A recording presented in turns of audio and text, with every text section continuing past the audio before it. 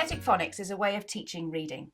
Children are taught to read letters or groups of letters by saying the sounds they represent. So they are taught that the letter M sounds like when we say it. When teaching synthetic phonics, it's really important to say the sounds correctly. You must not add an at the end of a sound. So you should say not m, and all, not l. This makes it much easier for a child to blend the sounds together to make words. A,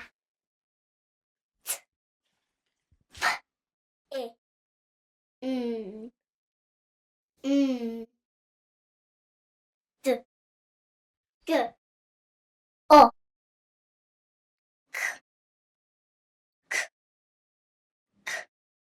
e, a, r,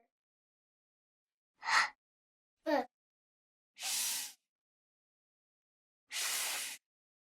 o,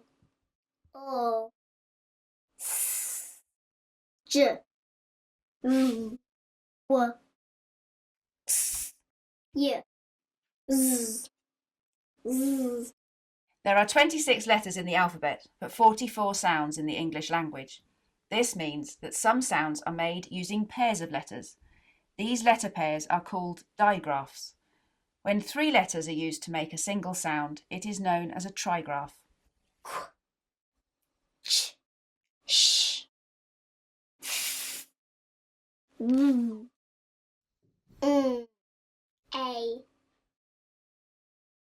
e, I, O, U, R, O, ow, oi, ear, air, U, A,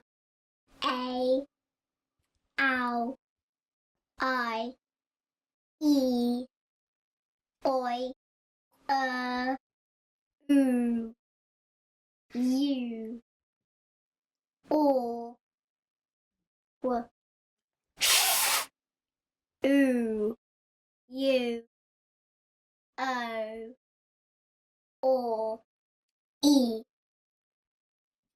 A, E, I, O, U, R, E, I, O, U, O, E, F,